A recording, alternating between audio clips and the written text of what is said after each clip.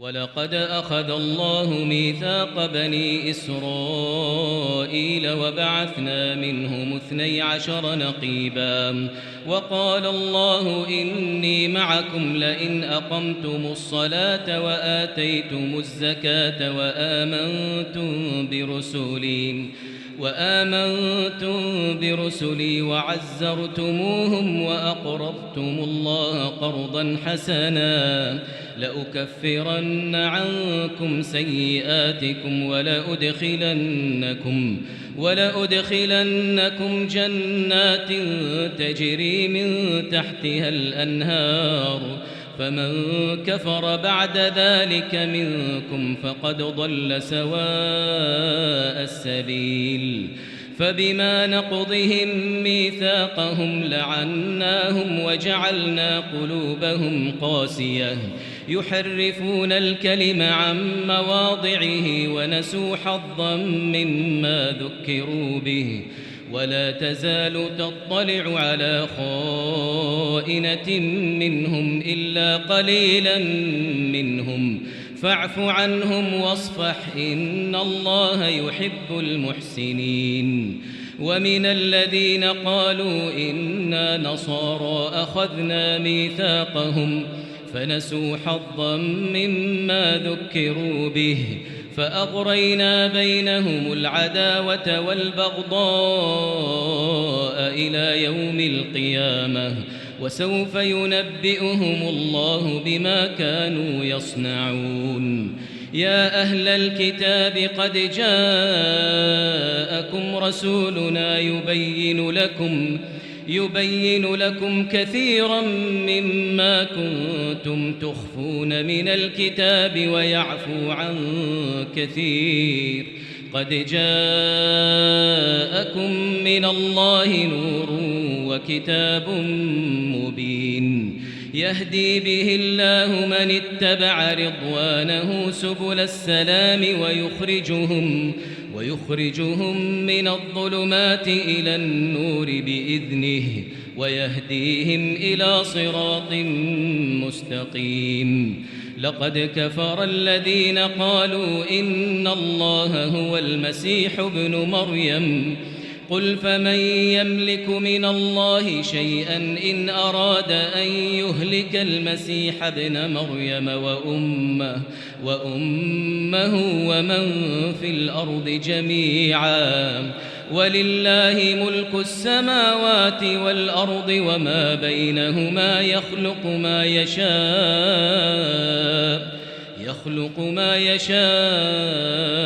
والله على كل شيء قدير وقالت اليهود والنصارى نحن أبناء الله وأحباؤه قل فلم يعذبكم بذنوبكم بل أنتم بشر ممن خلق يغفر لمن يشاء ويعذب من يشاء ولله ملك السماوات والأرض وما بينهما وإليه المصير يا أهل الكتاب قد جاءكم رسولنا يبين لكم على فترة من الرسل أن تقولوا ما جاءنا من بشير ولا نذير فقد جاءكم بشير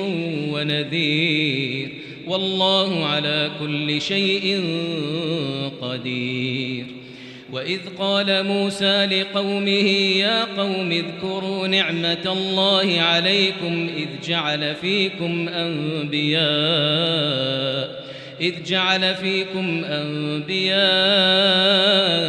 وجعلكم ملوكا وآتاكم ما لم يؤت أحدا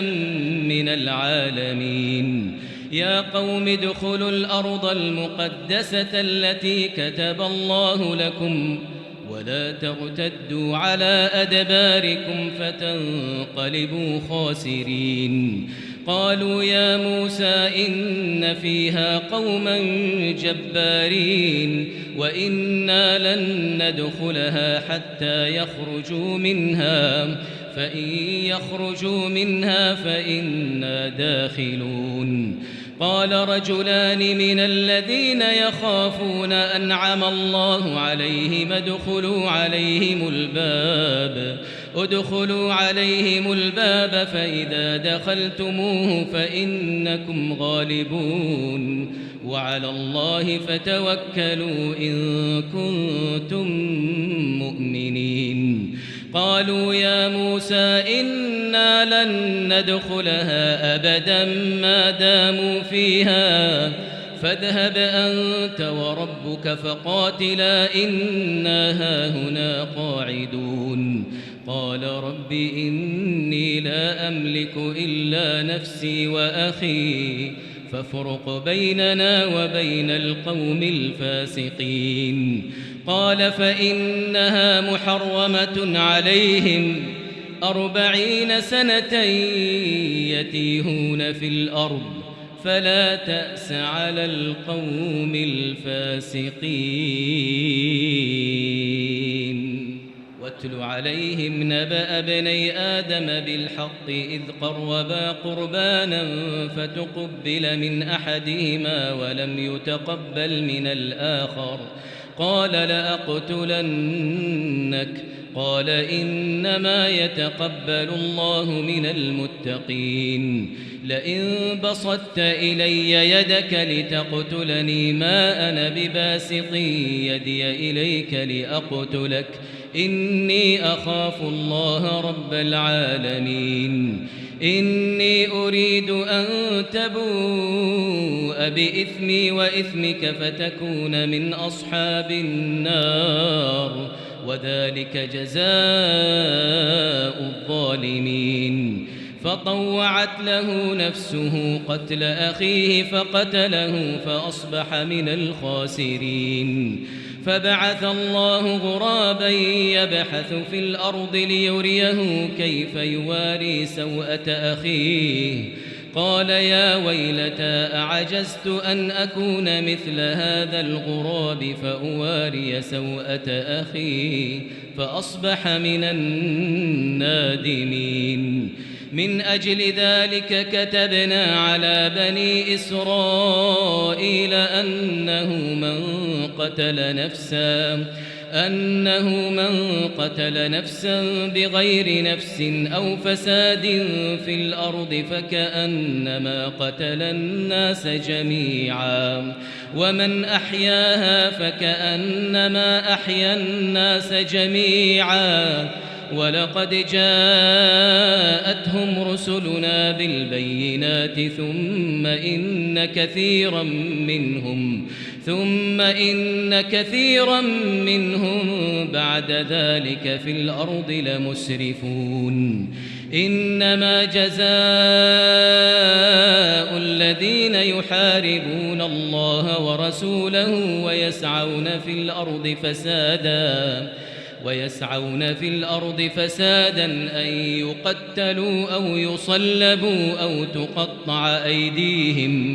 أو تقطع أيديهم وأرجلهم من خلاف أو ينفوا من الأرض ذلك لهم خزي في الدنيا ولهم في الآخرة عذاب عظيم إلا الذين تابوا من قبل أن تقدروا عليهم فاعلموا أن الله غفور رحيم